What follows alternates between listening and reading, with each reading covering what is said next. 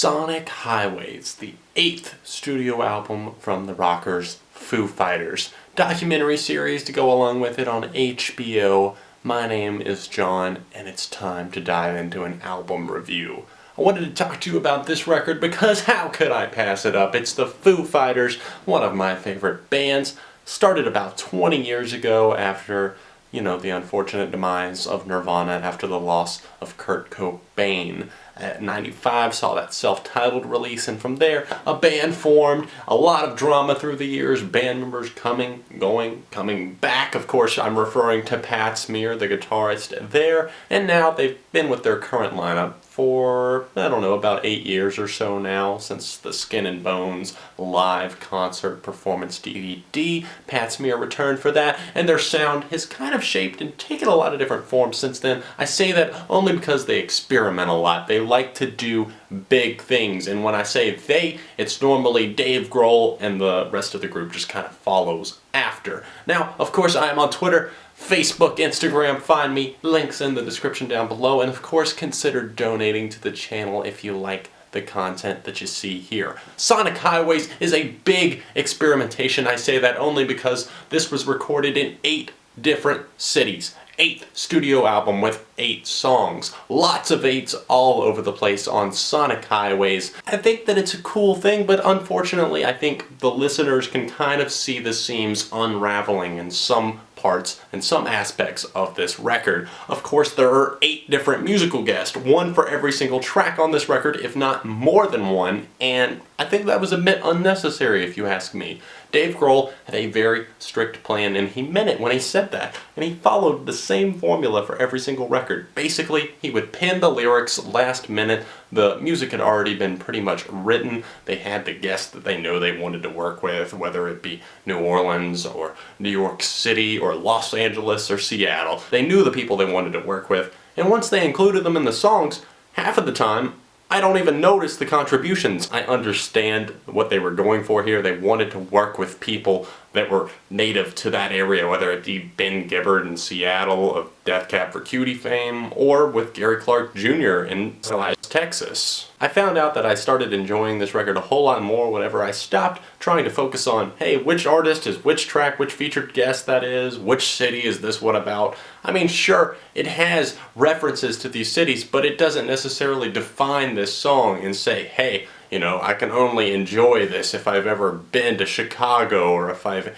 ever been to New Orleans. It's not like that at all. I think that these are a handful of tracks that people can dig into and take for what they are, and I want to go through this thing track by track since there's only 8 tracks, and since this is such a unique release. I've never seen this done before, a band traveling across the country, filming an HBO documentary series as they go about each song, the making of each song. Let's start, of course, with the opening track, Something From Nothing, paying homage to Chicago, and of course, like I mentioned, featuring Rick Nielsen of Cheap Trick. It was released as the lead single from this thing. They kind of released the songs in order as the documentary series premiered. There was one song, obviously, featured in each episode. Something From Nothing is something that's grown on me every single time I've heard it. Honestly, it's built up into probably one of my favorite rock jams of the year. A lot of people hate on it though because they think it sounds way too similar to Dio's Holy Diver.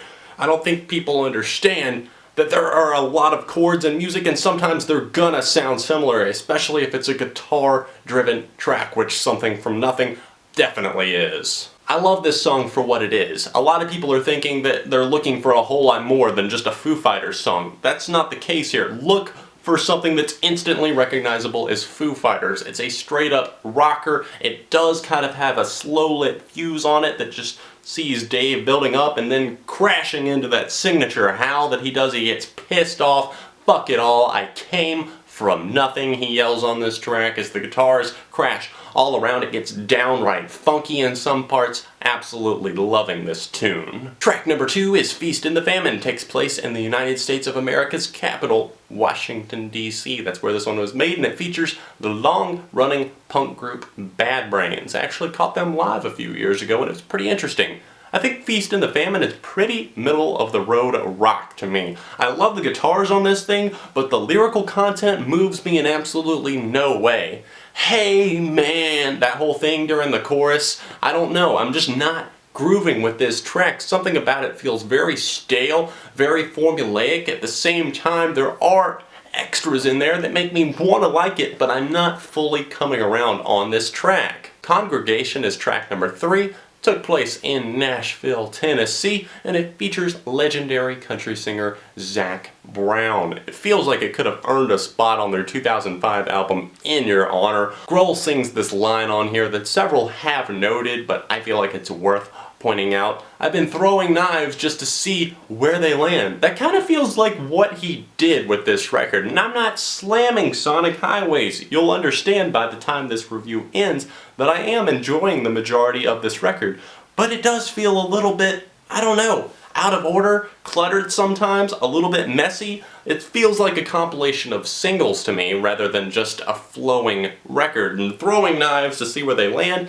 that kind of refers to a different style here, a different style there, a different lyrical approach, obviously, because there's 8 different cities and you're not going to write the same song 8 times. Congregation is a memorable enough track though. I think it's got a very solid hook supported by some powering drums from Taylor Hawkins. He didn't exactly excel on every single track on here, I don't think, but Congregation is one of those where he really came alive, and not to knock his style or anything at all, but I think that some of the tracks just did not showcase or didn't exactly need some hardcore drumming on them, but this is one of those where he really got a chance to come alive. Grohl does not sound like he's aged one bit. You hear that all throughout this record. In Congregation, it feels like something he could have sung in the 90s. I love the keyboards from the Wallflowers keyboardist Rami Jaffee. I hope I'm pronouncing that right. I'm loving the throwback senses that they're giving us on some of these tracks, and then Grohl with those backing keyboards begins to scream, "Open your eyes, step into the light." What did I do? / God as my witness. Who would have known that the Foo Fighters could have pulled a Green Day and made a multi-part song work very well? This track pays homage to Austin, Texas, sporting the likes of Gary Clark Jr. I'm really enjoying the change of pace that this track sees. There's some western and saloon-ready keys thrown in for added effect, a wild guitar solo here on this one, and a really fun vibe that leads nicely into the second part of this tune. This one's for me to know and for you to find out, Grohl notes, as the song kind of shifts gears into God as my witness. I'll admit that some of the guitar playing feels not so fresh, but it's hard to deny that this song excels and works on several different levels. We head over to Los Angeles for the track Outside, which features Joe Walsh of the Eagles fame. Obviously, you know the track Hotel California. Yeah, that was done by the Eagles. Look him up sometime. I'm loving Nate Mendel's bass work here on this track, adding a bit of moodiness to make this sort of a dark rocker. I can't say that I'm particularly fond of some of Grohl's lyrics, especially the chorus, but the guitar work is excellent through and through. It makes me easily forgive the lack of depth in some of the portions of the lyrical content. The best part about this cut is the instrumental break in the middle of the track, led by this pumping bass line. The occasional riff that starts to flare up gradually gets louder and louder as the guitar from Joe Walsh steadily builds up and then finally finishes this track out on a big note. I have to say that this is the best use that the Foo Fighters made of one of their guests on Sonic Highways. In the Clear features the Preservation Jazz Hall Band. It feels pretty standard as far as a rock song from the Foo Fighters goes. I can't say that it gets me incredibly excited, but the instruments here do show a little bit of diversity. It makes it enough to merit repeated listens. Familiarity is a problem that plagues several different parts of Sonic Highways, causing a traffic jam on the Ode to Seattle track Subterranean, featuring Ben Gibbard of Death Cab for Cutie fame. He shows up on this track, but is really less than prominent and doesn't make himself super known. I'll give it to them, they created a pretty rad atmospheric feel on Subterranean, but the message that this song brings is borderline lifeless, and many of the tracks on this record remind me of famous songs from the 90s. Give it some time to sink in though. I think this is a grower. Then we get to the closing track on this record. It's called I Am a River, and it's a powerful, powerful tune. It garners strength and inspiration from an unlikely source. This track is elegant and beautiful through and through. oozing with spirit and strength. It does enough of that to energize a city that went through some extremely difficult times. I think it captures something sort of like a time lapse throughout its 7-minute run. A city kind of being rebuilt from the ground up. Obviously New York City, the whole trade towers going down on 9/11/2001. It was a disastrous time for not only New York City, but really for our entire nation. And this song kind of feels like an anthem, like, hey, we're getting back on our feet, we're still rebuilding, there's something that's coming from the ground up, and we are rising as a nation. Things aren't always great, but this song just really feels inspirational and kind of speaks to me. I remember the times that we went through as a nation where we had to feel kind of scared, honestly, and maybe we shouldn't have felt scared, but this is a song that kind of feels like it's got your back and helps push things forward. I Am a River could be my favorite song on this album, with time overtaking Something from Nothing. It's symphonic, rocking, monumental, big. I'm throwing out lots of adjectives because I don't exactly know how to describe its sound with like 1 or 2 words, but definitely give this song a listen. I think it's one that you might find empowering. Sonic Highways took a little bit for me to digest. I didn't want to put out a rushed review, and I kind of took some time off because I was feeling a little bit burned out, and I'm glad that I didn't just throw out this Sonic Highways review. I could have released it about a week ago, but I didn't, and I waited. I hope you guys enjoyed it. For me, Sonic Highways is something that's sticking with me, and I give it a 4 out of 5. Let me know your thoughts on Sonic Highways in the comments section down below. Don't forget to hit the like button on this video, and of course share your thoughts on the album in the comments section down below. Check me out on Twitter and Facebook. All that stuff is down below. And of course, let me know what other albums you'd like to see me tackle. I'm going to try and do Nickelback, Punk Goes Pop 6, maybe even Azalea Banks if I get a chance. I've been getting a lot of requests for all 3 of those records. I will see you guys very soon right here on ARTV, Beyond the Reviews.